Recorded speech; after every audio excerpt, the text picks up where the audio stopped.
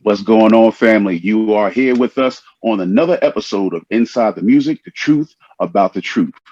We are here. I am your host, the one from Philly, the Beast Coast, right down here at Hip Hop Plaza, down 95 South from Hip Hop Boulevard, TC Caldwell, BKA Stormy Weathers, also known as your big homie. And I am here with the two kings from the West out there on that Las Vegas Strip, baby.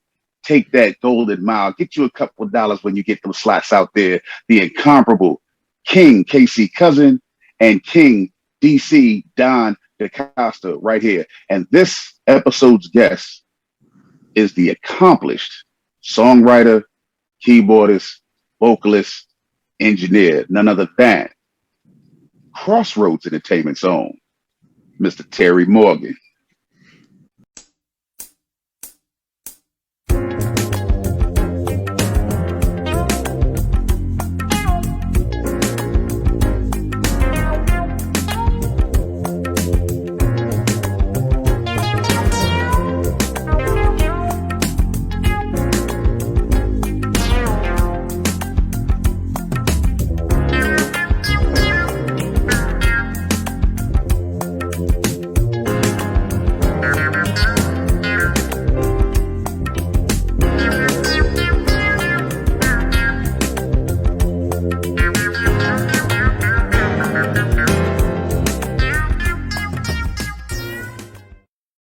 Hello. Welcome, sir. How you doing? Pleasure to meet you. Thank you for joining us right here on Inside the Music. The truth about the truth right here on Mov'em Radio, where you send them and we move them. Hey, listen, I heard a lot of good things about you. And before we got started, now that we have gotten started, I see that we got King KC ready to go. So I'm going to let the King kick us off with starting talking to you, getting that information from you, if you don't mind. King KC, you got it, baby? What's happening, man? So Terry, what's going on, baby? What's up, man? How you doing? I don't know, man. From one adult to another, man. I'm doing all right. That's good. So what's your stomping grounds, man? Where you from? Well, from Detroit, basically, primarily Detroit. I've been here. I've been playing since I was 17 years old, Detroit, and from there I went played mainly the suburbs. You know, that was the agency that I was with at the time. So my stomping grounds is here. You know, Arizona a little bit. What you play? Wait. What do you play? Keyboards. Okay. Yep. Keyboards, vocals. Yep. So you say you did Arizona as well, huh? Yeah, I did Arizona for a while. That was a trip. That was pretty nice. It was pretty nice for a minute. Yeah. Then I had to come back here for a reason. So, and it worked out. It worked out pretty good though. It was hot though. It's pretty hot in Arizona. Yeah, it does. So, Detroit. So, Motown sound. Temptations for Tops. Everybody. How much did this influence? How much did this help? How much did this hinder? Did this make opportunities more prevalent or less prevalent? I would say more prevalent. For what I was doing as a soloist with an agency, a lot of my sequences and songs that I was doing was based around Motown, was based around the Temptations, was based around a lot of the groups that was out performing. But I was doing it as a soloist. I didn't have a background vocalist or that. So a lot of my arrangements and stuff that I was bringing out that way was from Motown sound. You know. Yep. Okay. Now I know what you're talking about, but I want you to be a little more specific when you said you were sequencing. Yeah. Well, basically, I would take a track. Let's see, like the Motown medley that they did. I would sequence the whole track. In other words, perform the whole track as a MIDI performance. Add background to it. Go back in and add background to it. And mix it down, and that was my performance track for the show. And I would sing lead over the whole track, and that was predominantly most of my songs were based like that, you know. And it worked out pretty good. I used No, I forgot the name of the machine now, but I use an audio machine to cut my backgrounds, and I would actually sequence and have everything locked up together on stage. Push one button and everything would turn on, and I would just play piano over the top and sing, and it worked. It worked very well. I basically started doing the same thing around 81. Yeah, You it's know, about that. It's about yeah, that. Yeah, and yeah. it's for a lot of people during that period of time, what we were doing was frowned upon by a lot of musicians. Oh, I used to catch it, man. I mean, Oh, I guys know would, you did. I you know know, you did. but see, here's the thing. When I needed somebody to come over, I started off wanting to have musicians come by the house and record, so I wouldn't have to. I never thought about doing everything myself until MIDI came about. When MIDI came about, that's when I started having to do everything myself. And I told them, well, if I had people would come around, it'd be no problem. So I had to sequence everything myself, and that took me where it took me, and they wouldn't like it though because they felt like I was taking money out of their pocket. But like I said, well, maybe add a horn here or there, something like that, add a guitar player here or there, something of that nature. But basically, I was primarily by myself. Maybe a lead vocalist, female vocalist, here and there just for some harmony, some live harmony, in a reaction like that. But oh well, the Yeah, show. I went around the world as a solo act. All right, Don has a question over here. I'm reading off his questions for right now. I mean, Don has this thing with his voice right now. Can't talk right now, so he wanted to For know the how world that old. don't know, it's wait a minute. It seemed like our video producer can't get it out. Don, King Don I didn't had a really know procedure. exactly what it is. What is I what? know. Let me go ahead. Let me go ahead and set the people straight, ladies and gentlemen. Y'all being reintroduced to one of the other bosses that you don't get to see at MovemRadio.com. That's K9 the Great. The West Coast definitely knows about him. I'm gonna make sure the East Coast knows about him. But our King Don is down a little bit. He's on the mend. He had a procedure done.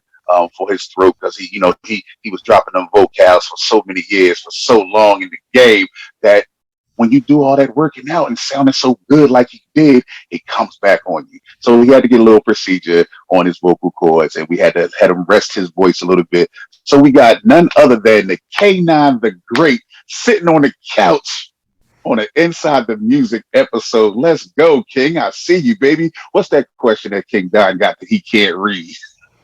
Thank you, brother. Good to have you. I mean, good to be here, really. But the question Don wanted to know, he wanted to know how old you were when you first got started in music. 17 years old. Mm. Coming out of high school, watching all these other cats in their bands, they was having a ball, and I was digging what they were coming from. So I was 17 when I started playing. Actually, 17 years old, and I'm 69 years old now. So it's been a lot of years. Yeah. I'm sorry. I'm sorry. I think I dropped something. Say that again. You're how old, sir? 69. 69. As in your 70th birthday is about to come. February 23rd, I'll be 70. Ladies and gentlemen, black don't crack. You see, I'm sitting here with these gentlemen, and I would have never, ever, I would have never. You like my father, you like King Don and King KC over there. Y'all, I'm the oldest looking one in here. It's crazy. No, man. Listen, so I had to ask, because you said two things that were kind of profound, because you mentioned the first thing being what y'all were doing. I think King KC said that what y'all were doing was frowned upon. Definitely. Let's talk about that for a minute, because it seems like at every turn of our, and I say our because black folks, us melanated folks, created most of what we call and know as music out here in the world, and with these different styles. What was it so much that made it that made others feel like you were infringing on something from them? What was it that they thought you were taking from them? Well, first of all, I'm playing with an agency, and the agency that sends me out primarily in the suburbs. Very rarely did I play in the city unless it was through this park and recreations. But normally I was playing in the suburbs with an agency. They were hiring me. I was making, $300-400 a night by myself. Just all by myself, playing maybe 3 or 4 hours, And a lot of guys would they didn't know how to accept that because they were stuck in the city and they didn't know about they wouldn't be willing to learn sequencing, how it's done, what's going on with it, and they didn't understand it. And they just thought I was taking everybody's money. But how could I be taking your money? I'm going this way. You this way, I'm going that way. So, and I can't help that where they send me. They send me where they send me. On Friday, Thursdays through Fridays, I was busy. So they were working in a city and couldn't get out to the suburbs, so to speak, or wasn't getting booked in the suburbs, and you were in the suburbs and not getting booked in the city unless. Right, but there was no money in the city compared to what's going on in the suburbs. That's the difference. Guys were playing for $100 a night, $75, sometimes $50, sometimes for food. Where I'm out there playing corporate level parties, corporations and stuff. Big name corporations. I opened for Tim Allen one time at a corporate party. Tim Allen was the guest speaker and I was the music. So I had an opportunity. I played Mac and Ray's Marina was my spot out in that's not Waterford, but right behind Suffolk Air Force Base, one of the biggest marinas in the state of Michigan. That was my hangout. I played there a lot, opening up for Rumpelstiltskin. So it's just the way things went. I guess I was blessed to be able to meet this agency, but I had a problem with the owner of the agency who always was on my case about what I was playing, but the vice president loved what I was playing. But this guy never did. He always was on my back about what I was playing. And the thing is, everybody loved it. No matter where I went, I got rave reviews. Everybody loved what I was playing. And I wish I could have brought more people that way. Opened up into a band. I tried to bring a band to the agency, but they weren't having it. They wanted to keep me solo. So there's not much I could do about it, Well, see, the biggest thing about doing the solo act, the reason it was not accepted by the other musicians, for me personally, mm-hmm. I had individual tell me that I was so arrogant that I had to play by myself. As a songwriter, a young songwriter, I always heard orchestration. Mm-hmm. I always heard strings, violins, horns, multiple horns.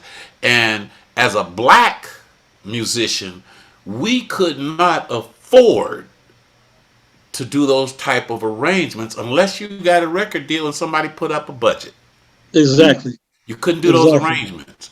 So for me, when MIDI became available, that was it. Because I already heard everything. I already heard all the parts in my head. I knew the orchestration. I would sit down and write out orchestration on piano parts and try to get cats to play different stuff, but it didn't work. So for me, MIDI allowed me to actually become myself, who be able to use my voice, Exactly. And, allow me to enter the production field. And on the production tip, I don't know how close we are to a break, but what's up with Al? We gotta jump into some of the because I'm gonna have to bounce out of here in a few minutes. I got a gig, but we need to find out what's happening because you were with some heavyweight boys there for a minute. Yeah, that was a unique situation. They were looking for another keyboard player. That's how it originally started out, and they brought me into the group of One Way. And we did some concerts and stuff. We did some nice concerts, some nice gigs, and then Al approached me about Cutie Pie. Al Hudson. Let me just drop that last name. Al Hudson. Al Hudson approached me about Cutie Pie, and did I want to help him work on it? So I worked on it, wrote lyrics, did some bass lines, did some parts and stuff, and that's how that got generated. And from there we kind of went their own way.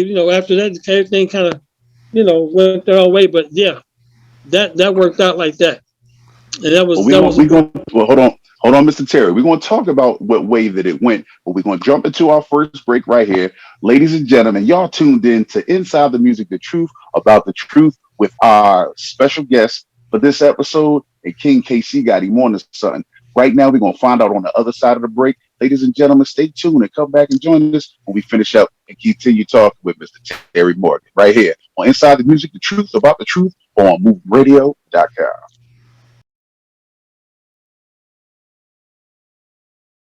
Hey, you. Yeah, you. What are you doing? What are you doing right now? Sitting on the couch, playing a video game. Are you an independent artist? What are you doing right now? Are you pushing your music Hustling, grinding. as far as it can possibly push? What are you doing right now? Doing a bunch of shit that ain't got nothing to do with pushing your music. What does it take for you to Get off your ass. get up off your ass Do something real simple. and send your music in right now? Get up off your ass, man. At Movem Radio, it's as simple as that. Come on. What you doing? It's just as simple as that. Mov'em Radio. You send them, Send it in. we move. That's all you gotta do. Huh? Send it right now. You send them. We move them. Let's go. Till it's good as gold. In a world where the system don't exist unless it's controlled. On a level like Gates, Trump, Rockefeller, homie, don't you know I'm talking private class jets. Won't settle for less.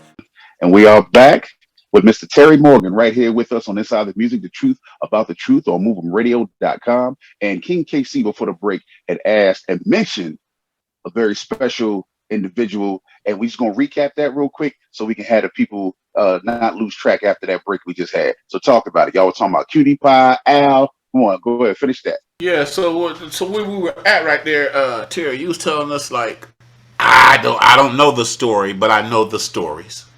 I mean, like 98% of the stories are exactly the same. They just changed the characters and the hairdos.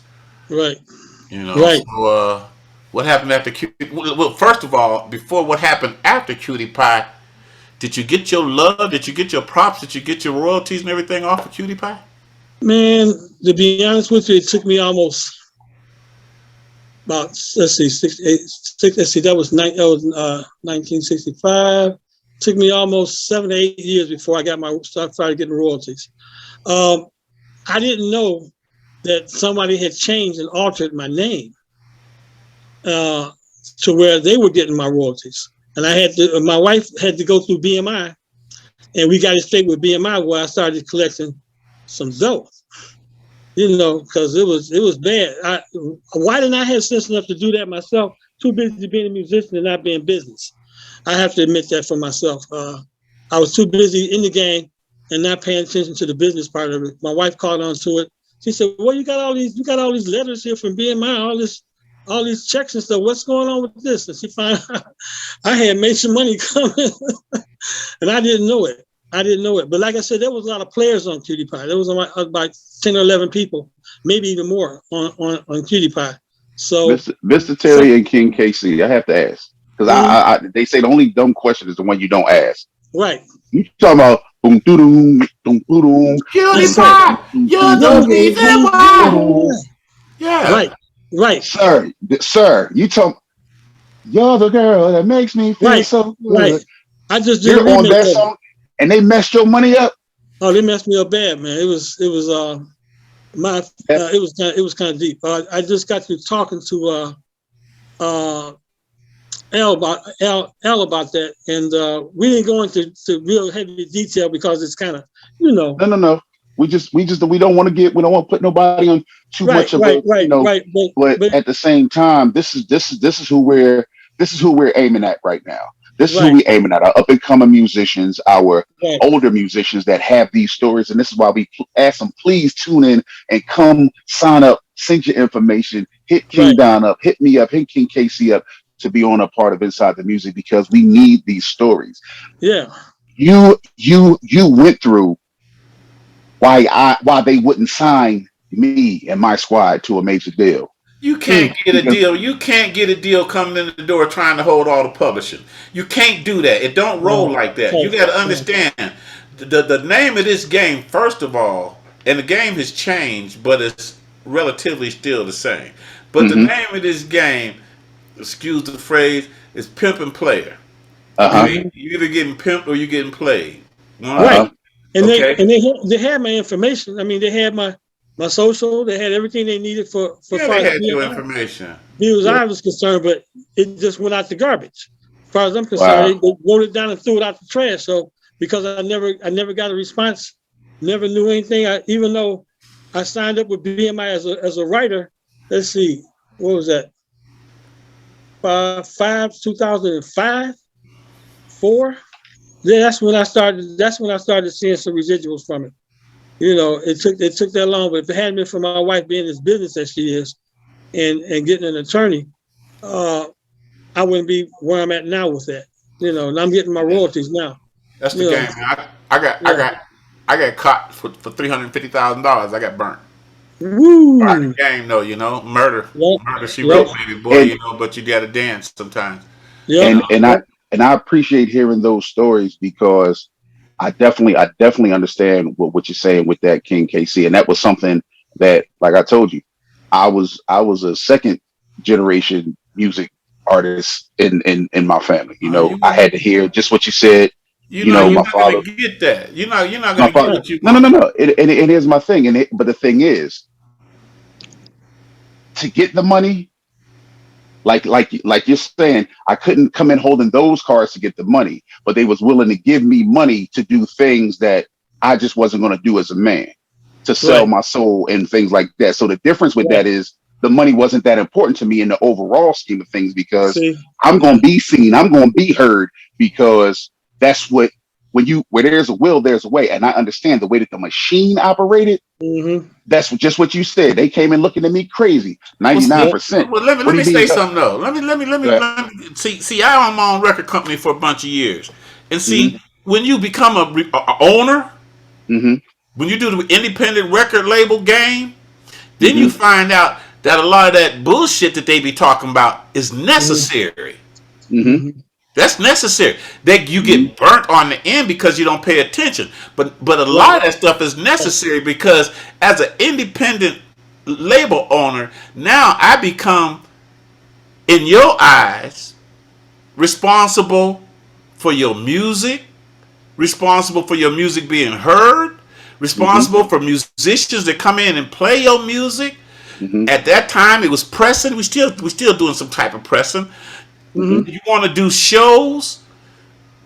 All these things fall back on the independent record label or on the record label. Now, it just so happened that as musicians, oftentimes we're so enthralled with the gift of being able to give our gift to the world for people to stand up and look at us and hear us sing, that we Right. don't we Right. don't pay attention to the paperwork. We don't pay attention to small words like hereunto and whereas. Those Exactly. are those are two phrases Yeah. that you really need to know. From hereunto and whereas. Those Mm-hmm. shits change everything. Everything that come after that. Right. Everything that come after whereas, the other shit is bullshit.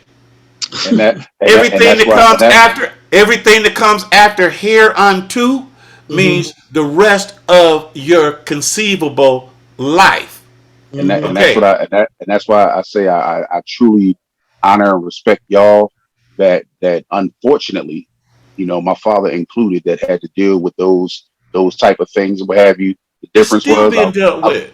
and it's Yeah. not it's not the case, but the thing is, like you said, ownership has its privileges, and what I own is my name, what I own is my image. Until I sign that over to do anything other than that, I'm sorry, as much as I love the music business and as much as I love entertainment, I'm Right. not doing it. It can be for whomever wants to do it, Mm-hmm. because instead of trying to fight and break my neck to get 30,000, 20,000, 10, $15,000 a show, I'll do me 20 weekends, 20 nights a month at $1,500 on the Mm-hmm. on the slow circuit, on the low circuit, on the underground circuit. Get Mm-hmm. paid, press my own stuff, put my own barcodes on it, put it in the stores on There you go. consignment myself, and deal with Yep. it myself. So I get it, and I truly understand what the machine does, but the Yeah. machine don't control all of us, because some of us, like I said, I'm lovely in a position to be my age now, having deals put in front of me that said hereunto, whereas, in Mm-hmm. perpetuity, therefore, under the, though under. I'm the guy that read the 99 pages because I knew page No, 17, 67, that's right. 97, and 108 was the same page over with a word changed here or there. So when they asked me, do you have representation? Yes, I most certainly do. I'll take this with me. Now we start beatbox. But back to understanding that you travailed through that, brother. You got to where you started seeing your bread because somebody your wife said, hey, listen, something ain't what's going on, sir. We got something we got to look into. So what was that final for that aspect of it? Because I was a BMI published writer as well. What was that final resolve and feeling for you when you looked up and you said, okay, I'm getting paid what I was supposed to be getting paid. We got this straight. What was that? What was that feeling for you? What was it that got you through that? It was wonderful. I mean, because it was like I received the first check was only like $7,000, but still, that was $7,000. You know, yes. And then after that, you know how it was annually. We got our checks annually through BMI. Yes. So that was pretty cool. And even to today, you know, I was just relieved, man. But I still think somewhere I got some more money coming. Somewhere, because get this man his money, please. It had something to do with who took over Al Hudson one way after Perkins died was his wife. She took over the band. There's where the problem may lie. And we tried to talk to an attorney at BMI to have him investigate why did they allow them, her or whatever, to change my name to receive my money and not do anything about it. So that's what we're kind of going through right now, some litigation with that. But I think that kind of alludes to what King Casey said as well. That was part of the game too for a very long time, if I'm not correct. Yeah. And I think King Don, we had talked about that very early on when we started the show, how certain folks that were in positions on record labels or, you know, that own certain things and certain aspects would change their name or put their name on and reduce the percentages and that went out. And and again, I just, for all of you gentlemen, man, I just really, I'm gracious. I'm definitely gracious for seeing that y'all were able to find your way through those things, even through the losing. I mean, man, who wants to lose $2, let alone 350,000 when you look up and that's what these people took out of your pocket? You know, the talents that you guys put forth, the time that you put in, the work that you put in. Because when you say that y'all were, I'm just sitting there thinking about it. For my generation, it was the sampling piece where we appreciated the music before us so much we wanted to use it, but was going about it the wrong way a lot of times. So you guys were sequencing music. I sure like the way you put that. Don't you know, Eric? Did you hear that? Did you hear how he put that? Yep. I appreciate the way you put that. The way you said from the hip hop generation, you guys were loving what was put down in front of you. Man, that was the biggest thievery period in the name of musical history. Boy, when hip hop started sampling, until Atlantic Records and who was it? Atlantic Records. I think it might have been Atlantic Records and Polygram. They put together a group up in New York that was called the Sample Police. Don, you remember that? Yeah. They had some young boys and some young girls that could listen to any record that you played and tell you where those 2 bars. They didn't even need 4 bars. They could tell you where them 2 bars. But up until then, it was robbery. Look at James Brown. I agree. I agree. We can jump into our next break. So again, ladies and gentlemen, you're right here with Inside the Music, the truth about the truth on MovemRadio.com, talking to the one and the only Terry Morgan. Man, we just went on a good little spiel about the business and sampling, and I'm the first one to say, man, I had clearances. I don't know what to say. We had to pay for it, so we paid for it. But with that being said, we're going to take a little break. I'm going to see a little something on this break, and we're going to be right back once again with Terry Morgan on Inside the Music, the truth about the truth on MovemRadio.com.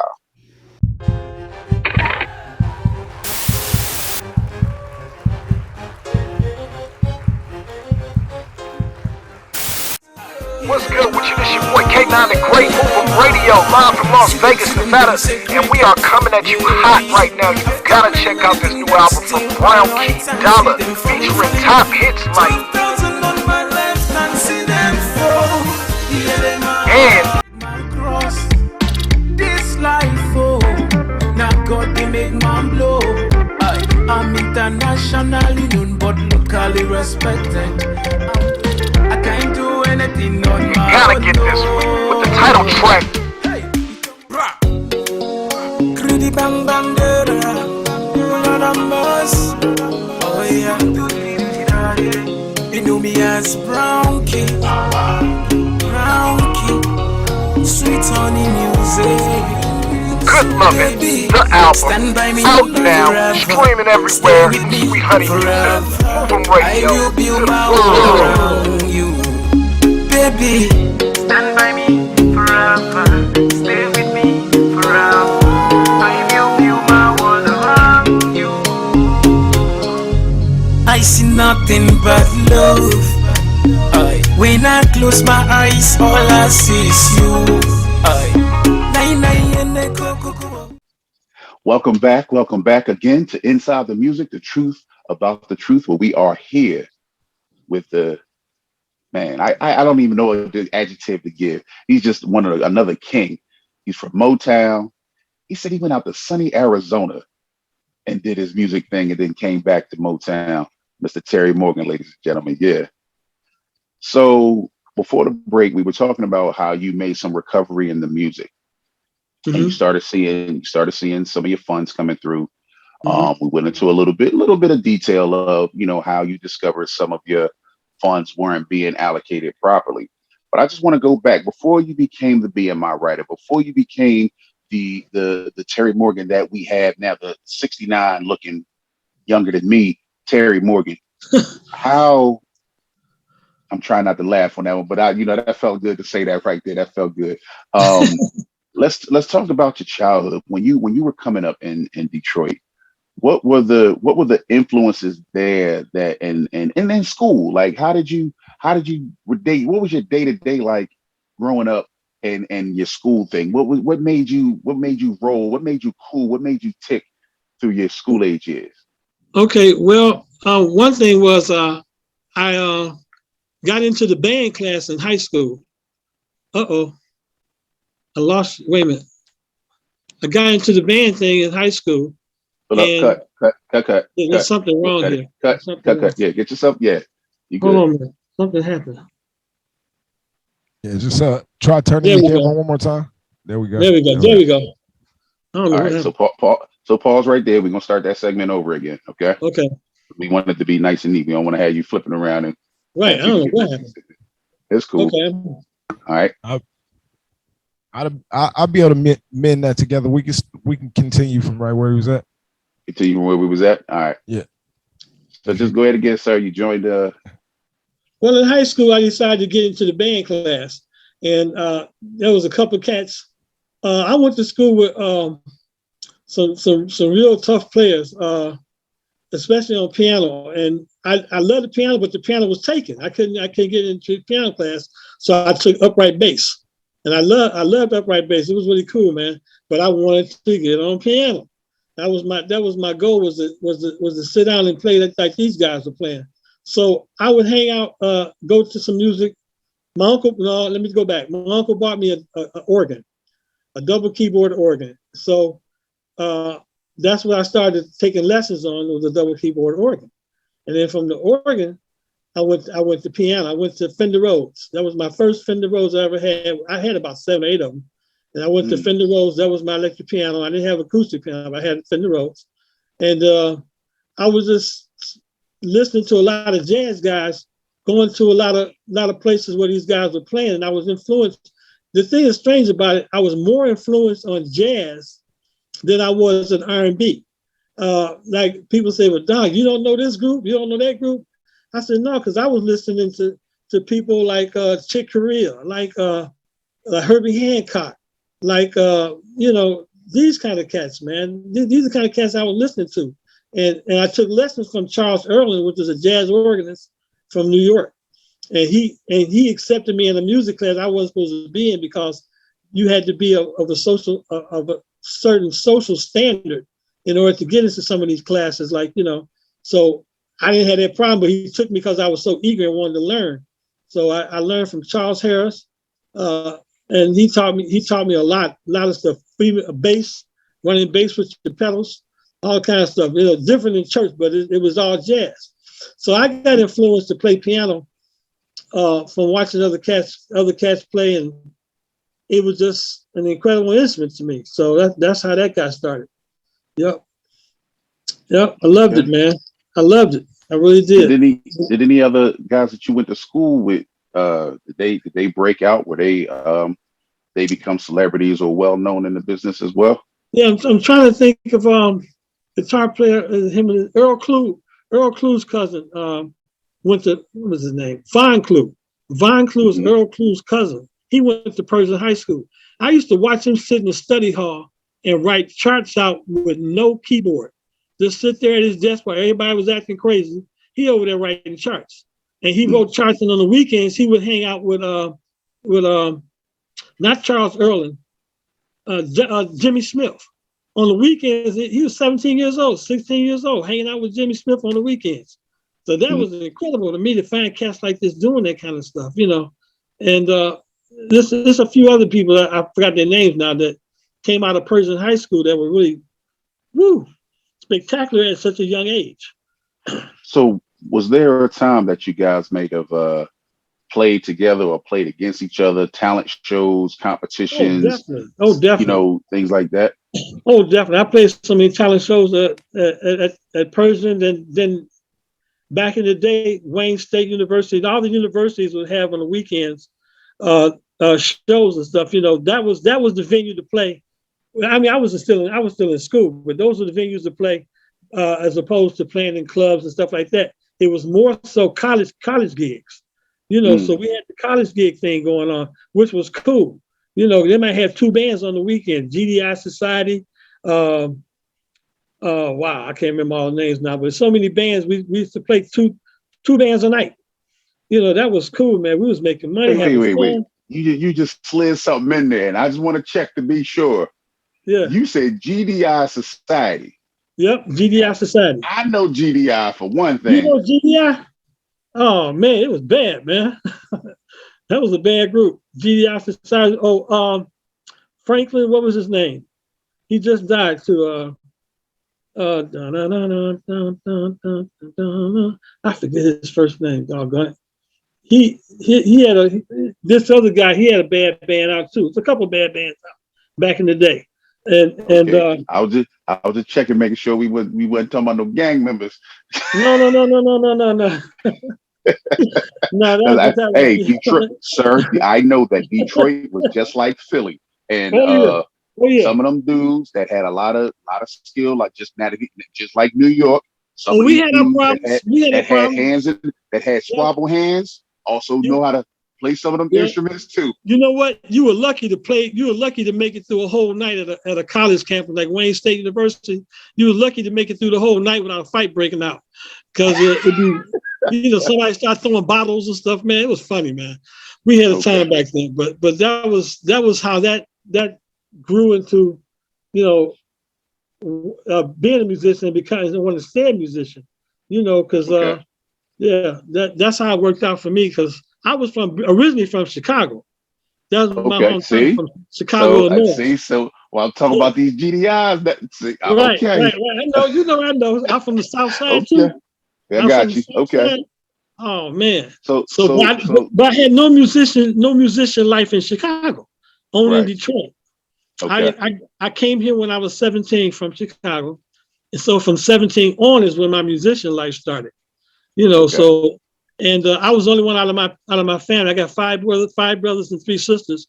I'm the only one that's a musician, because a lot of times my family would tell me, "You need to get a real job. You need to get a real job." I said, "Mom, I'm making real money. I'm doing all right."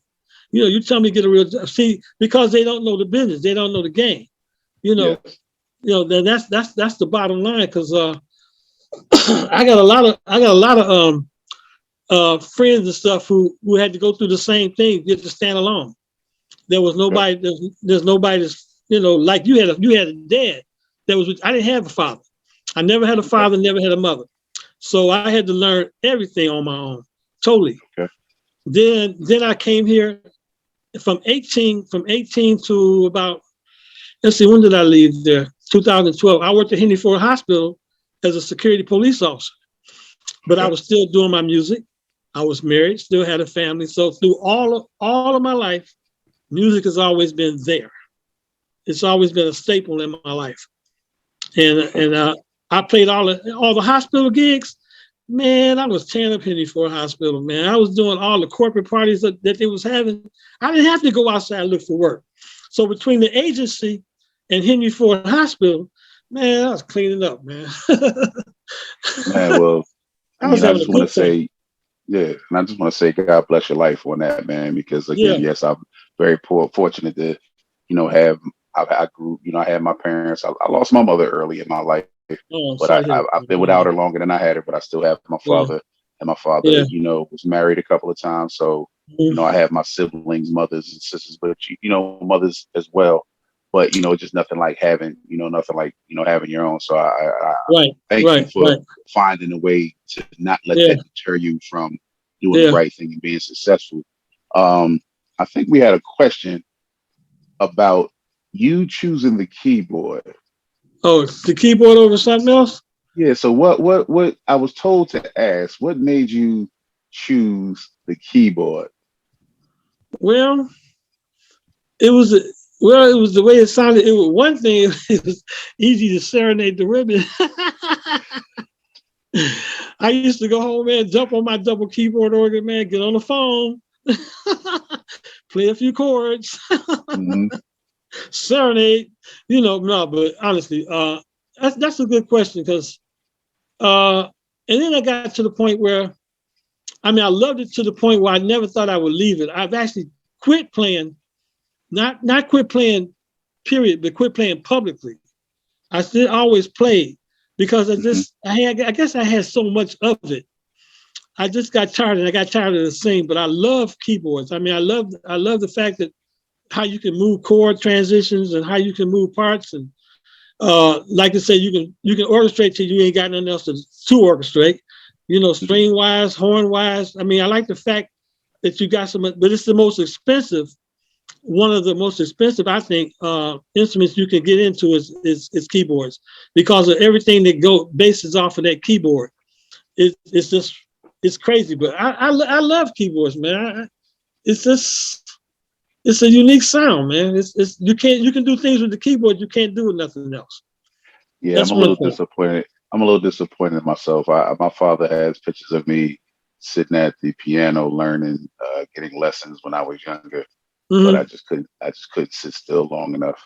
So I wanted to do the drums, and I wanted to do, the stuff you got to move around, and just like you said, guess what? Get out there. Got older, and became a fan of Ray Charles. Became a fan of Stevie Wonder. Became a fan of Roy Orbison. Anybody that sat at a piano, and then by the time Brian McKnight came along, and man,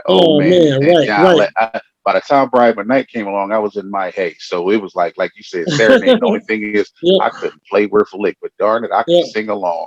But you know what? Now I wish that I had taken time to learn. I just bought a guitar recently, study guitar and study bass a little bit more, so I could do my own bass and guitar tracks. Not so I could be the greatest guitar player, the greatest bass player, but just to be able to do something different, get away from the left hand and learn and just do it on, a different instrument. But yeah, I got tired of it for a minute, man. I did. I had to put it down for a second, and give up the public playing. A lot of people call me every day, man. When you gonna start the group back? When you gonna do this? Oh man. and with that being said, we get ready to go into another break, but we got to break into some music that you got. I heard you got a little something for us that we need to have played. So tell me what it is that you got for us right here. Hey, Don is playing us a new song that I submitted to him to hear. What's the name? Because he just changed the title of it. We just changed the title to a new title. So he'll play it for you. I can't remember the title off the top of my head. But Title, by the way, is called "This Is Your Invitation." This is your invitation, correct? Sorry, Okay. Don. This is y'all your are going to invitation. hear it here first. Y'all are going to hear it's going to be broken right here first. A piece by Terry Morgan, and apparently collaborated with King Don down there. This is your invitation by Terry Morgan right here on Inside the Music, the truth about the truth on MovemRadio.com.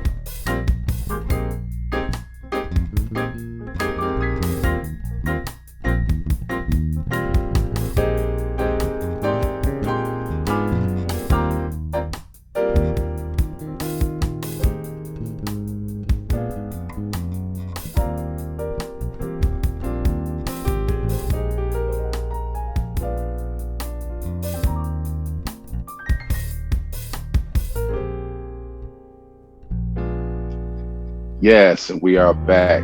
We are back with Terry Morgan right here on Inside the Music, truth about the truth. And I see we are creating magic in the world. I am amongst magicians out here. I think I'm starting to feel like the least talented person in the situation right now. I just want to say that was a wonderful piece, man. That was a wonderful piece. So it's out there. It's out there right now. I mentioned in the intro that you're a part of Crossroads Entertainment, Mhm. which if many people don't already know, that is another one of the enterprises that King Don is associated with and is the man for. So Mhm. let's talk about that. You that was a beautiful song. When did you get into songwriting? Well, along with sequencing and stuff, a lot of times people come to me and ask me to do a track for them, and do this for them, and do that for them. So one thing, next thing I know, I'm writing music for people. I'm doing something different, in my time off. I'm writing music. So uh, that's pretty much how we got started, and then from there it just grew, and I had people coming to my house every day. It looked like I was running a spot or something. I mean, my neighbors would look at me like, "What's going on over there?" I had people in wheelchairs showing up. I had people, yeah, man, wanting to get music done, wanting to get their tracks Yeah. done, wanting to Okay. get stuff written. You So see, TC, here's the thing. He is the one that wrote the song for the first guest that we had, which was Tribute to the Legends. He wrote the Wow. hit song Trust for them. Wow. yeah, Wow. Wow. Wow. yeah, yeah. So you've basically been writing for as long as you've been sequencing, and you said that started around 17 for you. Yeah, I've lost more And songs than I can wow. remember. Yeah. I So told Don the last time I talked to him, I had like 900 songs, over 900 songs, and I think I just sent him 60 songs. I mean, these are songs over the years I've written, finished, and put away or lost. I've lost a lot of songs because computers crash, mhm. hard drives crash. You lose a Yes, lot of stuff. yes. Oh yeah, but yeah, that's true. That's true. So Hmm. so let's move forward a little bit. Hmm. You were songwriting, and I hear that there were some jingles for some big time Oh yeah. companies Chrysler that came about. Corporation. Well, I did my internship in a recording studio, and one of my jobs was to write jingles for Chrysler Corporation work videos. They had their work videos, for Yes. the workers. So we had to come up with three different styles of music to present, excuse me, to the company when they came in to view what we had. So I actually did music for them. I get paid a certain amount of money for doing that job, because I was doing my internship. So I couldn't expect to get. I was making like $12, $13 an hour. It wasn't a lot, but I had access to the whole studio though. Mhm. So we was running 4 computers, a big 64 channel Atari board. We Mhm. was running some nice stuff. And then I had some judges come through. We did some for some judges commercials for Right Way Computers back in the day. Right Way Computers. Remember Right Way Computers? We did, Wow, yeah, really? we did jingles for Right Way Computers. Uh, ICP came in. I'll tell you about that in a minute. Yeah, That we're gonna was a talk about that. Yeah, but we did a lot of stuff for a lot of different companies, at the time, and I enjoyed every bit of it because I was learning stuff. My boss was, he took me in because I was bringing clients to the studio, black clients to a white studio, Hmm. and he said, "Look, how would you like to work here and do your internship?" Because I was bringing money into his business, Hmm. and it was called Miller MIDI Productions on 9 Mile in Ryan in Detroit, and Okay. so he hired me in, and I stayed there for about 4 or 5 years. I actually got to the place where I had keys to the shop. So when he went out of town, I had access to the whole studio. Man, I used to go crazy in that place, man.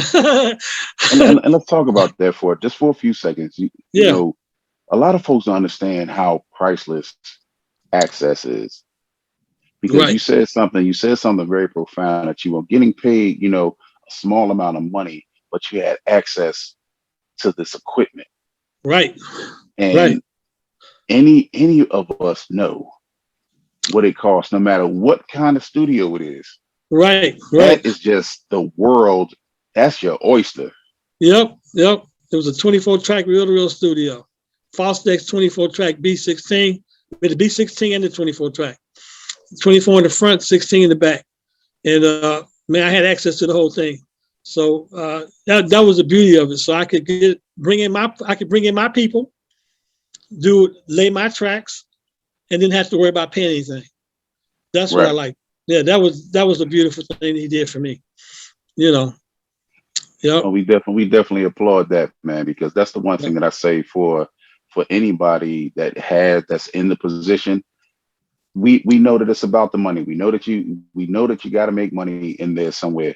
But please, man, don't kill the dream of someone just because they don't have the money. So give them access, give them time, let them prepare that craft, let them work it off. Because just from what you told me about not having your parents, music sounds like it saved your life as well. Oh, it really did. It really did. If it hadn't been for music, I probably wouldn't be here. I'm gonna be honest with you. Okay. I'll be honest with you, man. I probably wouldn't be here. And that's a really big deal to me, sir, because I work with the youth in my city, and no matter what I did, they love the fact that I still rap, even though I don't pursue it in the business sense anymore, but that I'm still able to sound like some of the guys, even though I don't really like all of what I hear. But I'm like, but are they rapping or are they doing what they're rapping about? If they're rapping and making some money and staying out the streets, I prefer that. Let's just try to get them to influence these young fellas and young ladies to understand this is entertainment. This is a business. It's keeping me out the street. It's not meant for y'all to go do what we rapping about. Just like if they can exonerate Bruce Willis, Arnold Schwarzenegger, and all these folks that kill hundreds of people in movies as entertainment, then don't not do the same for our music. Because as much as we don't like some of these young folks, how they sound or how they might dress or how they might look, they are employing people. Right. They are making money. They are making someone some money. This is business. And now they actually, in this generation of the music, own a little bit more, because you don't necessarily need a record label, but sometimes it cuts and offsets some of those expenses when you can get this stuff out there, because now there's so much technology that you can drop your stuff, take it in 3 days, 4 days, mix it down and have it out around the world without a record label. And you can get your stuff streamed and keep most of your money. That's it. The business has changed. So again, I like to feel that although I might not have benefited as much as I could have from my talent in the business back then, that I was a part of what we're doing now. And that's one thing my father applauds me, is that a lot of folks that looked at me crazy then have the utmost respect for me now, because I have friends that sign record deals and they know they owe 90 cents on a dollar if they ever record a song or an album. Because of the bad contract that they signed in our 20s. Right. Yeah. See? Yeah. But speaking of which, you mentioned Detroit, Insane Clown Posse. Yes. How did that come about? Man, that was the craziest thing. Like I said, I worked in the studio. So they came to our studio and they brought all their hard drives, all their computers, all their gear. They had did pre-production at home. Right? So what we did was digital transfers from their equipment to our equipment. So we could go back in and mix and recut vocals or recut whatever they wanted to do. So that took a while for us to do, because they had so much stuff. Oh, it was unreal, man. I mean, those guys, they were different than they were now. I heard they kind of tripped out now. They kind of tripped out now, but yes, sir. But back then they were college guys, doing college tours and that kind of thing. So they were kind of cool. But that was a job, because the process was getting everything to sync up. Like I said, doing the transfers. It wasn't just 1 or 2 hard drives. They had a ton of stuff. We had to actually clear out part of our studio just to put to set their studio up, then to sync everything up. So the thing about it is they got to deal with Warner Brothers. If my boss had been smart and saw the light, he was one of these. My boss had an IQ of 400. He was an absolute genius, white guy. I mean, absolute genius. But his mind was always into the music, like mine was. You know, and his wife handled the front door. She handled the business. Well, if we had seen what was going down, he'd have tried to get in on the deal with Warner Brothers. We'd have made some money, man. You know, exactly. We'd have made some money. They made a couple dollars in the game. Oh yeah, they made some money. They made a couple dollars. Right. They had a gimmick. They had a niche. It hit for a little while, and they blew up. And then they started getting into WWF. They started being seen in other ventures outside of music. They was getting some checks, man. Oh yeah. So if we had saw the light at day one, man, it'd have been a whole different ballgame because the executives from the record label came in. And once we were getting everything finished, there used to be a restaurant right across the street from the studio. They came in, the record execs came in, took them to dinner, everything, man. And oh man, we only had to know. You know what I'm saying?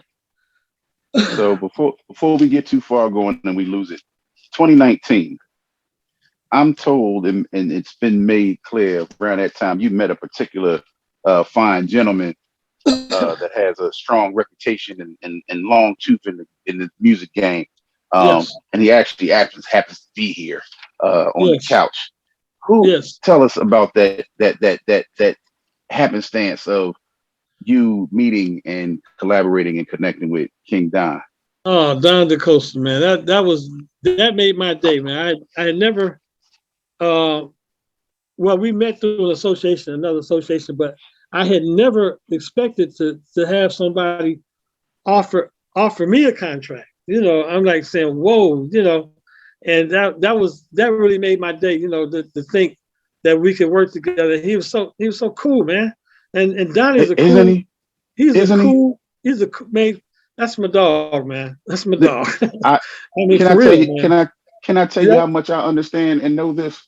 Yeah. Because I don't know how it happened with me, man. All I know is I was admiring something he was doing. The next thing I know, he said, "Yeah, I'm gonna do this with the guy TC. I like what he's doing, and I'm gonna bring him in." Next thing I know, we in business. And you can talk to Don about anything. That's what I like about you schooled me on a lot of things, showed me a lot of things I needed to know, you know. And me and my wife, you know, my wife be on him, boy. She'd be calling him up every 5 minutes, you know. I said, give Don a break. But no, he's just a great guy, man. He's a great guy, you know. And I'm glad to be affiliated with him. His famous line is, "You can call me, just don't call me too early in the morning." Yeah. No, that's right. I had to watch him because we 3 hour difference. So I had to be careful, man, because I'd be wanting to call. I'd be up at 4 o'clock in the morning. I said, no, I can't do it now. So okay. Yeah, so that's with that being said, I definitely want to say that I'm honored and glad that meeting happened, because I actually heard quite a few good things about you via us building together and him having Crossroads Entertainment and some of the ventures that you guys are working on. And all I say is, you know, it's Kings building together. So it does my heart good to see it and hear it and say it.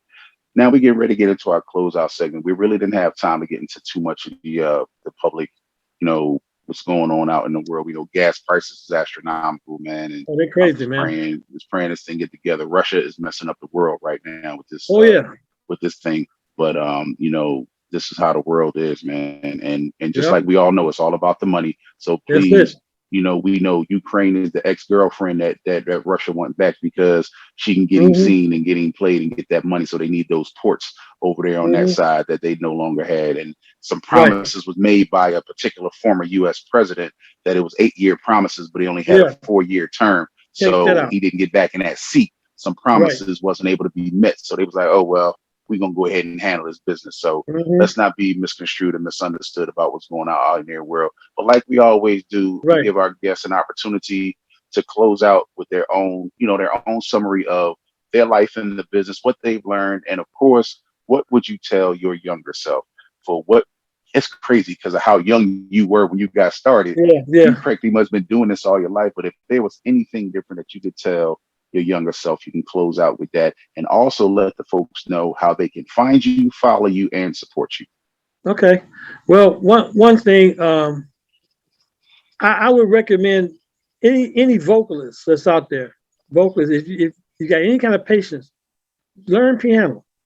Learn piano. Learn how to play at least structure for yourself, because a lot of times vocalists will come and they don't have a clue as far as uh, theory or write poems, and I try to get them to I know understand. you're trying to close them phone calls out, but you're covering up your camera.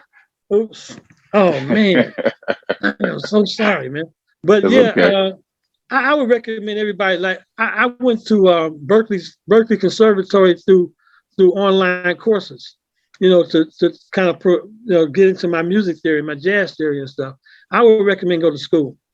If I had a choice and I knew I was going to be doing this, I'd have went to college. I'd have went to Wayne State Conservatory or something like that, as opposed to some of what I did. I wouldn't stop everything I've done, but I would have went to school. And I recommend everybody to try to get some type of form of training, and all it can do is enhance where you got to go, enhance how you got to grow, and that's the bottom line. I like that. I like that. Yeah, I like that. Is it okay if we use that on the show from time to time? Absolutely. And That's say it the one way more to go. time so I can remember it right, because I can't write it Enhance down how while you we go, and enhance how you grow. advance while you go, so you can advance how you grow. Okay. Right. That's the bottom line. That's I the like bottom that. line. I like that. Yep. And please let our folks know. Let the folks that are watching Inside the Music, let them know how they can follow you if you're on social media, how they can find you, contact you if they need some songwriting help, Yeah. expertise, Crossroads Entertainment. Just tell the folks how Well, they can find you. one thing you can go through Crossroads Entertainments. You can find me on Spotify. You can find me on iTunes. We have some other stuff out on iTunes, Spotify, YouTube, and internet radio. But like the best way to do is go through Crossroads Entertainments and look up. I'm Cubby Hole Productions is the name of my company. Cubby Hole Productions. That's the name, and that's how you can find me through Crossroads Entertainment if you need me. And talk to Don. Productions. They can email you at cubbyholeproduction Yes. at gmail.com. Okay. There it is. Yes, sir. There it is. Yes, sir. Okay. Well, this is our closeout time, and we like to definitely thank you for jumping on here with us, brother. But we go around the horn, and I can't make him talk too long, but he got to say something. He got to give us a little closeout. Give us what you can, King Don. I know I'm pulling it out of you, but I just need a little bit. My man over here, K9, is talking about, shall I talk for you? Bad as my voice is, he may have to, but be that as it may, it has been a pleasure to have my partner from Crossroads and Source 3 Entertainment, my label, which is now our label, which is S3E, and the fact that Cubbyhole Productions, this man has done a lot in the way of producing music for all of those entities, and has a record in this industry. So if anybody is looking for music, looking for a writer, looking for somebody to produce them, you're looking at him right now. So you can always contact him, like he said, through any one of those entertainment. If necessary, they can always contact us here at Inside the Music, and we'll forward that information to him. His wife is one of my best friends. She'll call me all the time when Terry don't act right. She makes me his collar. When he don't act right, I get a phone call. So bottom line is, if you need someone that's been in this business, has a reputation, and is capable of producing what you need, that man right there, call him Timo. We call him Terry Morgan. Thanks, Dan. Y'all heard it right here. Y'all heard it right here, ladies and gentlemen, from the king himself, Don DC DaCosta. And I just want to close out by saying, number one, thank you, King Terry, for coming through and being a part of this program. Thank you. your partnership with King Don has helped to bring what we now have as Inside the Music, along with all of his experiences and his help and assistance in molding and mentoring so many people in the business from on both coasts. To King KC and his experiences and what he brings to the table for the plethora of talent that he has and he's worked with and been associated with. I'm a fledgling in the game, you know, in comparison. I have my experiences. I've been on stage since I was 6 years old, professionally since 14. But once I got to that place when it was time to get into the business, I chose to know the business so that I just wouldn't be a show for other people and walk around at this age not feeling like I had accomplished anything. But with that being said, kings build together, ladies and gentlemen. If not for iron sharpening iron, none of us will be as sharp as we are sitting here right now. You heard the King Timo to let folks know that you have to enhance as you go so that you can enhance to grow. You make sure that you learn your craft. If you have to go to school, go to school. If you have to take some workshops, take workshops. Even with what I do in my acting career now, I still have to sharpen my tool. So I constantly find places to go, places to be. The other shows that I've hosted prior to and in conjunction with Inside the Music make us better because people choose to pour into each other. Because when we pour into each other, we will never go thirsty. So understand and remember, we have to pour into each other. We have to continue to make each other build so we can hold each other up. And if we stand shoulder to shoulder, none of us will ever fall.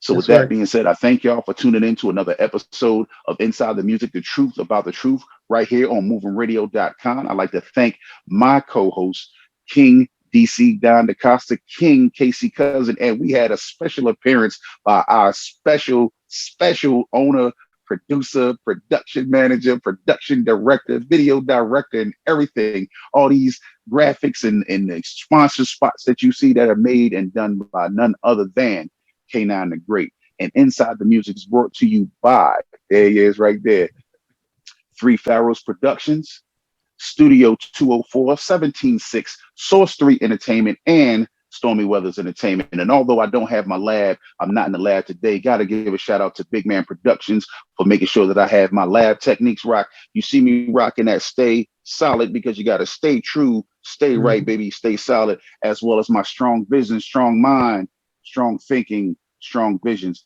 Make sure you jump on social media or any platform and check out the Stay Solid brand. Check out the Strong Visions brand. You'll find your big homie, and always understand, do the right thing because it's the right thing to do. And no matter what, holla at your big homie because he is always around.